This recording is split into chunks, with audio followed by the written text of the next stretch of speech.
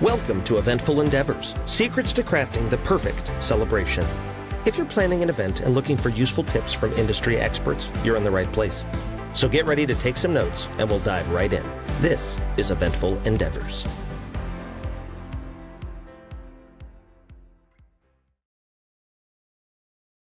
All right, welcome back to another episode of Eventful Endeavors. We are here today with Katrina Allen, who owns Love Bloom Events, and we are here with another wedding planner today, which is exciting.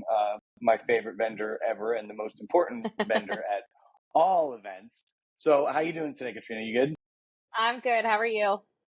I'm doing real good, Good. So we always like to start off asking everybody the same question.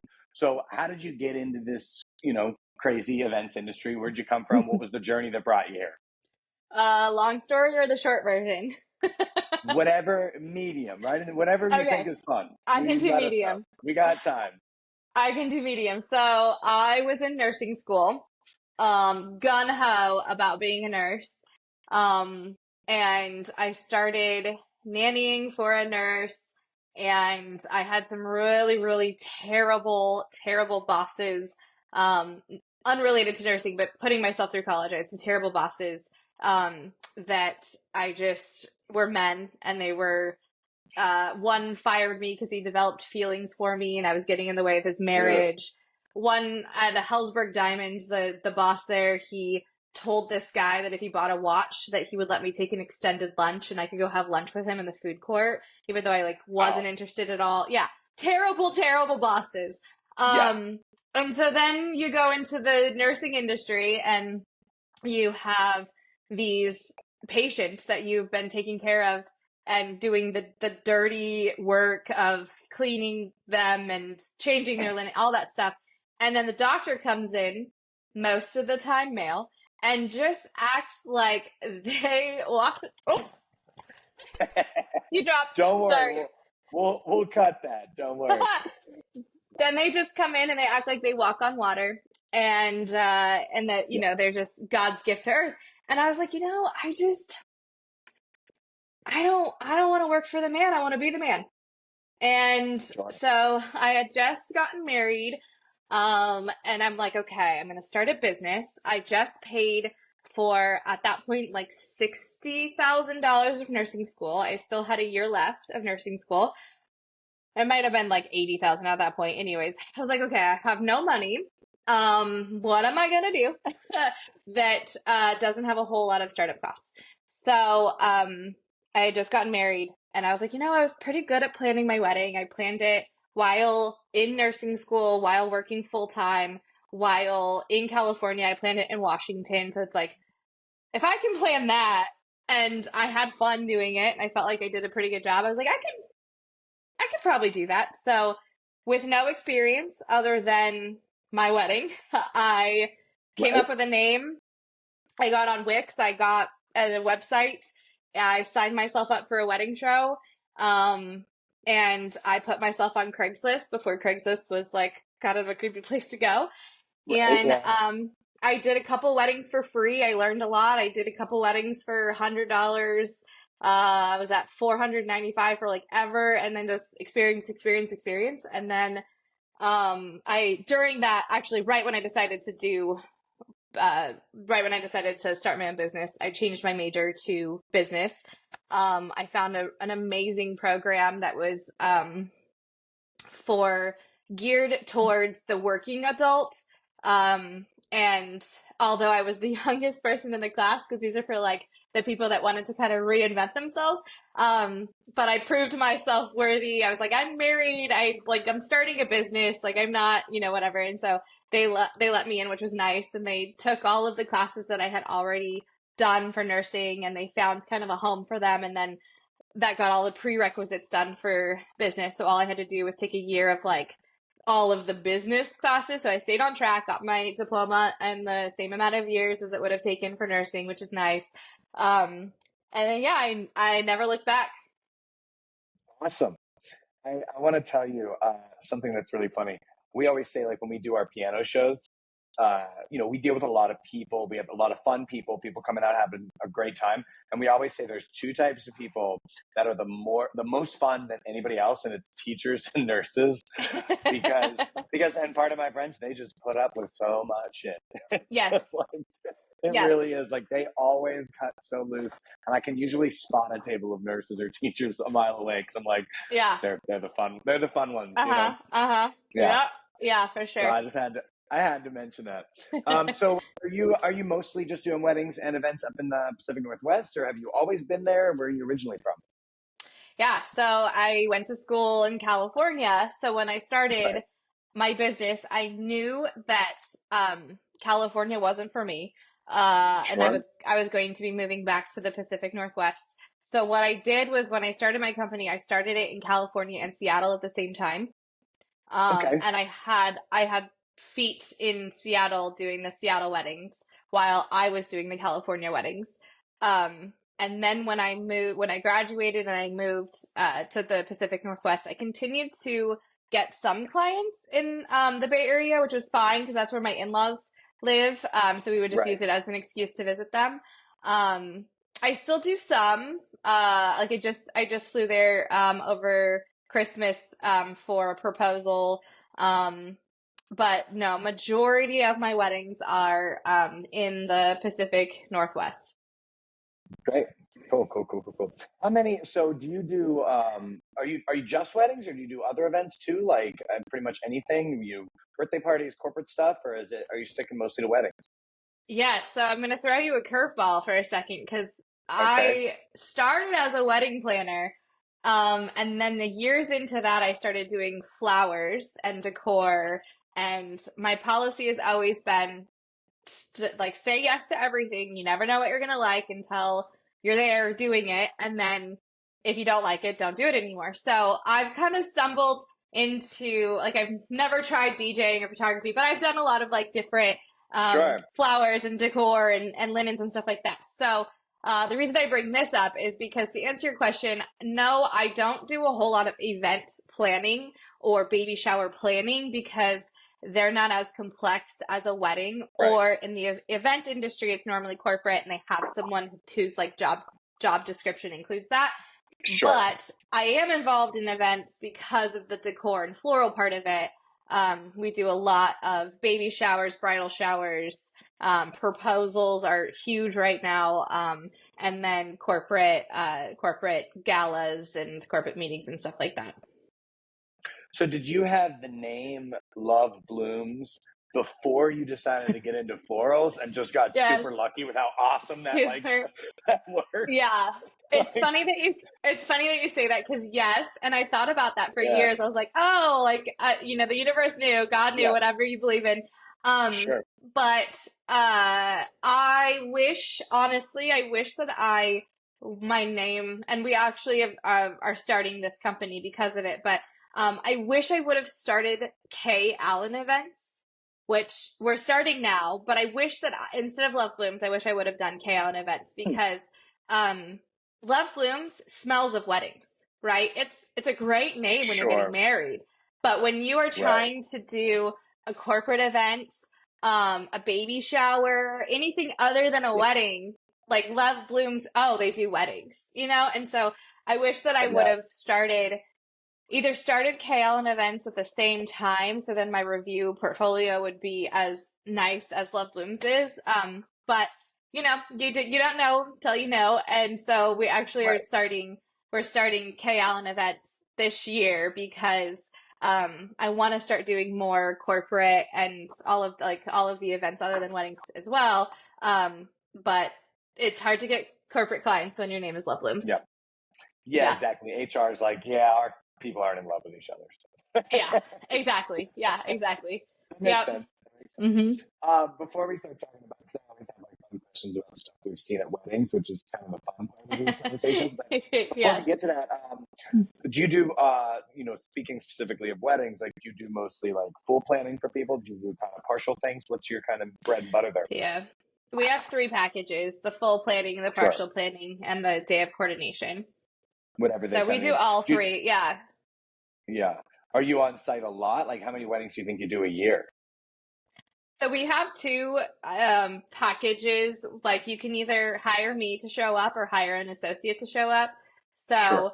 So in total, Love Bloom's coordinating, or I mean, the planning packages all include the coordinating package as well. So in total, Love Blooms is probably at like 30-ish Wow. weddings a year Yeah. coordinating. Yeah, it's a lot. That's a lot of Yeah. weekends, but that's what we do in Yes. the industry. I feel like I haven't had a Saturday night off in 7 years. Yeah. Yeah. Except Unless for I the go off on season. vacation. Yeah, the Yeah. off season. I Yeah. thought Off January was season. the off season. I thought January is usually the off season, but for some reason I'm super busy this month, and like I've got events every weekend. I'm like, what's going Yeah. on? Well, I guess I it's was wrong. February now, so hopefully It is February February isn't now. as busy. I'm going on vacation in a couple weeks, so I'm done. Ah, Um, perfect. yeah, but okay, so let's talk weddings. So one thing I like to ask people: so from when you started in the industry till now, what are some of the big differences you see trend wise? Like stuff maybe you used to see a lot and now you don't see so much, or stuff you never used to see, but now you're seeing at almost every wedding. Is there anything that comes to mind that you think is notable? So, baby's breath, when I started, was for barn weddings. You put it in mason jars and you get married in a barn and you have burlap everywhere and all that stuff. And now baby's breath is modern, and you have, roses and baby's breath everywhere for very modern black and white themed weddings. So it's interesting how, I mean, I would consider modern and rustic to be like polar opposites of each other for a theme of a wedding. Sure. And so that's interesting that now baby's breath is no longer barn weddings, but now modern weddings. Um, I think when I started, every bridesmaid that you had the same exact dress, and they were all short dresses. Now they're all long dresses, and everybody gets to pick their own within the same like color palette, or whatever, either color palette or one shade of color. So that's definitely different. Um and then I there's definitely like when I started, I feel like there's a lot more hotel ballroom weddings. But I think that was due to the fact that there wasn't really a whole lot of more options. And then I think people started realizing, oh, weddings. Oh, we could do weddings in our barn. Oh, we could do weddings in our field. And so I think Right. that is probably why that trend changed, because there's nothing wrong with a ballroom wedding at all. They're very classy. But I do think that has changed, just because I think of, I've been doing this for 14 years. So I think this has changed because of availability. Um, and then smaller. So this Hmm. this trend this trend is, I think, it's partially due to COVID, when they were forced to have small weddings. So then the people that weren't quite engaged that were attending those weddings realized, oh, small weddings are actually kind of fun. Um, and then cost, because it's so expensive to feed people, they are reducing the size. I just met somebody and she's like, I was like, oh, what's your guest count? And she's like, well, if we invite everybody we know, it's 250. If we invite the people that we talked to in the last year, it's 150, And so it's like people are really, all of a sudden, when you're inviting people, they have a price tag on their forehead. Do I really want to spend $100+ for this person to come to my wedding?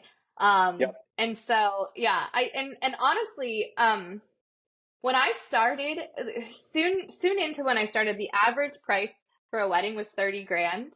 And I'm still seeing the average want to spend be about 30, maybe 40. So Sure. I don't feel like the budget has increased all that much, based on all of the fact that everything has gotten so much more expensive. And so I think that the size of weddings are definitely reducing, because they only want to spend, 30 to 40 on a wedding. Yeah, that makes sense. I think I've noticed a lot. Have you noticed a lot more weekday weddings recently, or am I losing my mind? No, that's a new thing. Because venues got so expensive. Yeah, And maybe that was it. yes, and then people started going, well, what if I get married on a Monday? And then we just have a long weekend. What if I get married on a Thursday and have a long weekend? And they're half the cost. And Hmm. venues are, 5,000 if you're lucky, 10,000 if you are like wanting to get one of the really sought after ones. And so if you're Right. talking get half the price of that, you're going to save a lot. Um, and I think the appreciation of having an outing and being able to like have a reason to dress up occurred because of COVID. So before COVID, BC, before COVID, it Easy. was like everyone was like, "Oh my gosh, that Thursday wedding, I have to take work off. How inconvenient, blah blah blah." And now after COVID, it's like they probably are working from home, and so they can work from their Yeah. hotel room and then go that evening to the wedding, or they just appreciate the fact that they get to get out of their house because they're stuck in their house working and all of that stuff. So I think yeah, I think Yeah. weekday weddings are definitely more common than they were ever 14 years Yeah. ago. Yeah, I did a weekday wedding, and I'd be the opposite. I'd be like, "Oh my god, a weekday? How awesome! I get to take work off. Right? Yeah. I'm Yeah. coming. I'll be there Wednesday." You Yeah, know, I'll see you. Yeah. and it works Take a better for whole week me off. because I work on the weekend. So if I can be back by Saturday, I'm good. Um, Yeah. so let me ask you this: so, what's your number one piece of advice if you for newlyweds just got married? Number one piece of advice when you're starting that journey. Uh, Step one: what do you do? Okay, so step one is to hire a wedding planner, of course. Um, the thing Obviously. is, yeah, the thing is, if you're one of those people and you just know that like wedding planning is going to be overwhelming to you, or you're just like, you work full time, you want to have a life outside of planning your wedding, you're not going to have time to do all of the legwork of research and all that stuff. A lot of my clients do that, and then they realize, oh no, this is a lot. This is like a full-time job in itself. And then they hire me and it's like, man, like you could have saved yourself all of that stress, and, all of that, and just hired me in the beginning. So, I think, just knowing yourself enough to know that like you don't want another full-time job or even a part-time job, and you want wedding planning to be stress-free, then consult with a wedding planner. The meetings are free. We're not lawyers. We're not charging you $200 an hour just to have a meeting with us. Um, and find out, let us tell you what we offer because we will also save you money along the way. So not only are we going to save you stress, and anxiety and being overwhelmed and all of that, but we're also going to save you time, and money. And so like you have to put value on your time. Your time is valuable. And then we're going to save you money and then we're going to save you stress. So it's like all of that has a value, that is very valuable. So that would be step one. And then if you opt to not do a wedding planner, then you start looking for a venue, because that's going to be, obviously that's going to set your date and kind of the tone for your wedding. But the important thing when you're doing that, is to get the out the door cost of the venue if they have special fees or food involved. I once had a client who decided to get married at the Hyatt in Seattle. No, yeah, the Hyatt in Seattle. And then she signed on the dotted line. She got her venue, and then she's like, this is so stressful. Like just getting the venue was like, I'm done. Like I need a wedding planner. I'm done. So then she hired me for the rest of it. And so we did a budget meeting and I was like, okay, how much overall do you want to spend? And she's like 20,000. And I'm like, okay. And what venue did you choose? And so she told me, and I said, Mom, I'm on camera. It's okay. You're gonna have to edit that one out too. You're good. You're So good. I You're said, good. so I said, okay, well, did they give you like a BEO? so like a cost breakdown Right. to tell you like how much, right? Because like she had 200 guests, and like the Hyatt's $100 plus. I'm already like, yeah, this was an ambitious budget. Yeah, yes. And so, and I was like, and then the Hyatt is like, at least $100 a person all in. And so she's like, Yeah. yeah, they have a $10,000. Yes, a $10,000 minimum. Yes, they do. That means you have to spend at least $10,000. But did they show you anything that would tell you that you can feed and drink people, 200 people, for $10,000? And she's like, well, no, I guess not. And I go, okay. I go, let's get that, because, we'll see what they can do, because I didn't want to like tell her you're an idiot, but I wanted to tell her you're an idiot. You But, signed a deal. yeah, it's very unfortunate. You should have hired a wedding planner before, because I would have saved you from making a mistake and hiring a venue you cannot afford. And so it's just things. We know the questions to ask. We know those things, and so you just I had a client. She spent $3,000 on her bartender. That does not even include alcohol. Just to bartend? Just a bartender that has I a think cute little my trailer bartender- bar. Oh, well, but still, that's way too much. My No. bartenders were like Way, $25 an hour. way too much. Yes, way Yeah. too much. And I was like, what in the Yeah. world? Yeah. And again, she hired that vendor before she hired me. And so it's like, I feel like a lot of people get to the step of like, okay, I think I need some help from a wedding planner, but like, figure out that you need to figure out you want to go there first, because we're going to help you not make those mistakes. And now, we have less to spend on every other category because she overspent on this category. So, yeah, that would be wedding planners the first step, and then venue would be second. And I don't know if you've heard this, but this conversation has probably come up like 6 times on this podcast, so I'm going to be repeating myself again. But a wedding planner I talked to in Southern California put it best when she said it's basically just like a real estate agent. You might have to pay a fee for that real estate agent, but they are going to save you money, get you the best deal, and make your life easier. You know what I mean? And you really can't do it without them. And I love that analogy, because I was like, yeah, it's pretty much the same thing. And, you wouldn't really buy a house without that, and you shouldn't really plan a wedding without that. They are both very expensive things. Sometimes they can be just as expensive. So it's like, I liked that analogy. I thought that was interesting. So yeah, good advice. And don't, yeah. When I got married, I thought I had a $10,000 budget and learned quickly that I can't do anything for that. Like, no, I was like, no, that's not doable. Potluck in a park. That's what you can do. Potluck in a park. Yeah. It would have been a very bad wedding, and it turned out great. Yeah. We did get a planner and all that, so it worked out well. So yeah, get a planner. Yes. So let me ask you this, because I have 2 questions. I'll ask the first one first and the second one second, and they go kind of hand in hand, and they're my favorite ones. So what is the most fun or unique thing you've ever seen at a wedding?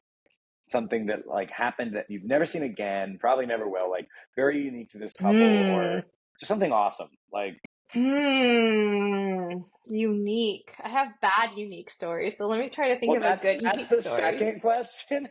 That's the second question, is what are the cringy ones? If you're thinking of that, we could start cringy if you want to start there. I'm okay with that. Okay, I'll do that. So it's okay. I'll do that so it gets out of my brain. Sure. Let's talk about that. Grandma died on the dance floor. No. Yes. Oh no. Like, yes. Heart attack. On the dance floor. Just danced herself to death. Oh, I don't even know how to react to that. That is the craziest thing I've ever seen.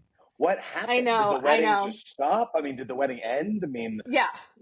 So, I mean, we wedding planners pride ourselves in like, whatever happens, we're there. We can, we'll power through. We'll make it happen. We'll come up with a plan B.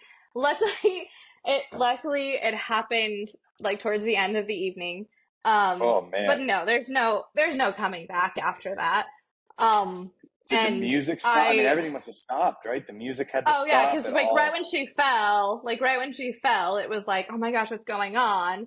And then there was, I think it was a nurse, checked her pulse, and there was none. And then we called 911. But oh yeah, and it was like, you like awkwardly say like, hey, she at least she got to come to your wedding, like.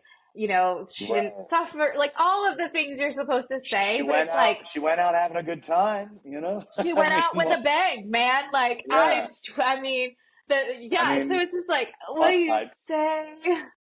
Yeah, and Oh, then so yeah, yeah. and That then you wins. get the ones, yeah, and then you get the ones where like, I'm pretty sure the best man and the bride were having an affair. Like, pretty sure I walked in on them like.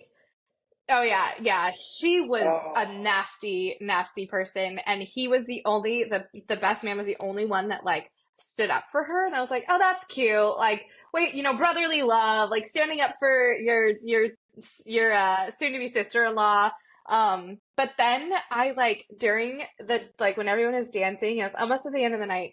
I like walked down a really dark hallway to go get like my boxes that I had stored in like the farthest away room. And as I was going there, they're hugging in this dark, there's no reason why they should be in this dark hallway. They're hugging in this dark hallway, and his hand is like halfway on the top of her butt, halfway on the lower back. She's like nuzzled into his neck. And I was like, and then as oh. soon as they saw me, they like stopped and like, and I was just like, ooh, I don't know what I just walked in on, but you Nuts. might not want to sign. Yeah, yeah. And then I had one of my clients reach out to me to let me know they didn't even last a year because uh he left her for the officiant, The female officiant? officiant, but yeah, which was a joint friend of theirs. I know my cringy stories could just go on and on, but my Usually people unique are like, stories. oh, the speech went on too long. You're like, no, grandma Oh died. no, I Best got some man was stories. this is next level. Like, you Oh my took gosh. it. Yeah. Oh, Wow. I had a wedding. I had a wedding where the all of a sudden, okay, so us wedding planners, day of, we're always like 10 minutes ahead of the schedule. So it's time to do toast. And I'm like looking around for all of my key players. And I'm like, oh, the best man is missing. So I go out to find the best man. We are having a full blown yelling match with Uncle. Because Uncle is blacked out drunk and brother is like trying to get him in the car. He's refusing to go in the car. He's like, I'll drive home. And you're like, not driving home, you're blacked out drunk. Get in the car. And now we're getting physical. And I'm standing there going, I need you inside. We're about to do toast. Like, get inside. Yeah. And he's like, I gotta deal with this. And I was like, you go inside. I'll deal with this. And he's like, no, I know how to handle him. And I'm like, listen, like, who's gonna bring him home? Like, I need you guys in there enjoying your brother's wedding. I'll bring him Right. home. And then after that, I was like, what did I just, What did I I just commit offered to to? bring some man home that I do not know who is blacked out drunk. Like, okay, I should probably think before I speak. Luckily, they did not take me up on that offer. We got Uncle, like the voices were so high you could hear it inside of the building. We were in the parking lot, Okay. you could hear it inside the building. Finally, get Uncle in the car. And then the other uncle brought him home, I think. But anyways, it was just like, I could go on. Wow. So much. Okay. Oh Yeah, yeah, so much drama. you've got some winning stories right there. Yeah, I Just think so like anybody unique. listening knows, this isn't most weddings. Most weddings are fine. He's just when you do a lot of weddings for many years, you see things. The thing is the bride and groom had no idea that Uncle was Right. blacked out drunk and there was a fight in the parking lot because I was taking care of it. I had, brother taking care of it. And then I had brother go inside for toast before he was late for toast.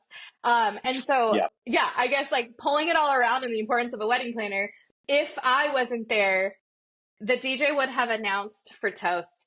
Brother wouldn't have been there to do the toast. We would have had to go look for brother. Where is he? To find In the uncle blacked out moment, drunk and awkward. all the fighting and all that stuff.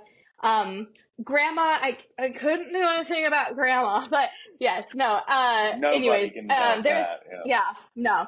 There's a lot of like stories I'm sure wedding planners can say of like the things that happened in the background that like my clients have absolutely no Never idea, know. and that is how it should be. They unless they paid for a service that never happened. I never tell my clients because ultimately, like if if the cake baker delivered a cake and some of the cake was messed up on one side and we refrosted it real quick and turned it away from the camera, they don't need to know that. Like, what are they don't. That's all they're gonna see. And so that's kind of how I plan is like you just and part of it is when I was in nursing school, I wanted to be a nurse in an ER in a very, very busy city. So Right. I work well in chaos. And I like finding a solution. And so like when things like that happen, I'm like, I'm in my element. I'm good. Let's go. Let's get that. Let's figure out what the solution is. So, yeah. Cool. So positive things before we wrap it up. Let's not end on Yes. the horrible things. What are some things like memorable good moments that you're like, that was really sweet? I mean, I always do love when the like the any dance that's done that's not just a circle, like going around in a circle, especially with like parents. I do love that. It's not technically unique anymore. I Sure. do love. There's I have one client doing it this year, but permanent jewelry and for their favors. It's pretty pricey, but instead of a shot glass that no one is gonna bring home or use or whatever, the late and it unfortunately is kind of lady oriented. The guys, they're cigars, so you can either get a bracelet or you can get a cigar, but it's permanent. It's it's permanent jewelry, and so it's like just like a chain necklace or a bracelet, which is fun because then like for as long as you wear it, you'll always think of this like fun thing that I did at a wedding. I think that's really fun. I do have one client that's toying with the idea of having long hair for the ceremony and then cutting her hair for the reception. Yeah, so it's like a whole new her, a whole new look. I don't know if she's gonna do it, but it's definitely Should a tell the thing. groom, or would it be like a surprise? Like, not tell It's a the groom. surprise. I'm gonna go do a little snip during cocktail hour. No, it's gonna be a surprise. She's gonna tell her that she's gonna change into her reception dress, and while changing into her reception dress, she will be changing her hair. That's kind of a fun little concept. Yeah. I did have a client. They had a brunch wedding.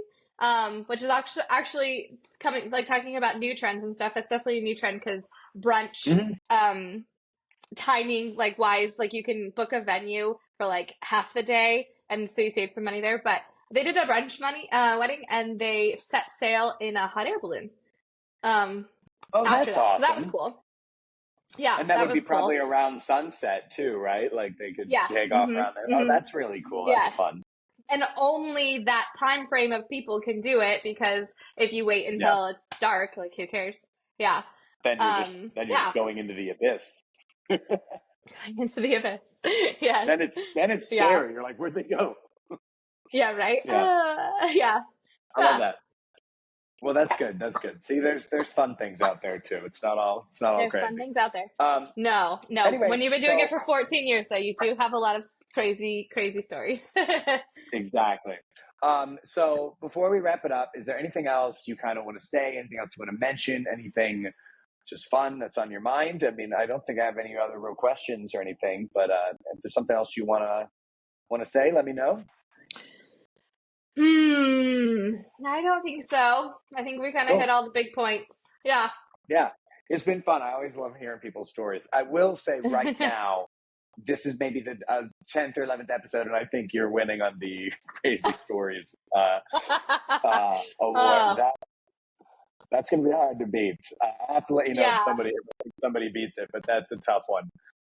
Yeah. That would be, because then you're always going to remember that. You're always going to remember that at your wedding. That will be the thing that everybody remembers about your wedding, and that's such a it is a bummer. Yeah.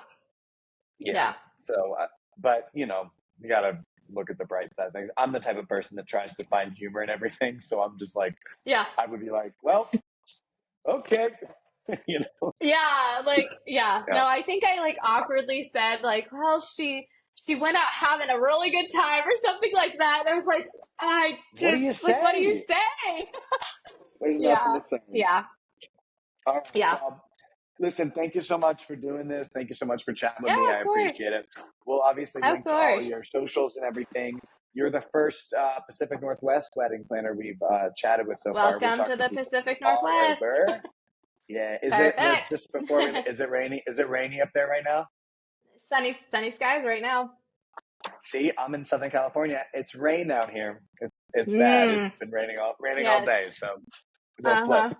But okay, cool. Well, thank you for talking with us, and we'll talk to you soon. You have a great rest of your day. All right.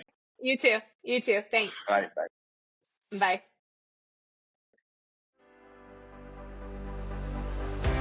Thanks for listening to another episode of Eventful Endeavors, Secrets to Crafting the Perfect Celebration. We hope to have left you with some actionable ideas for your own event. If you like the show, please subscribe and definitely leave us a review. We read every comment. So until next time, happy planning and see you soon on Eventful Endeavors.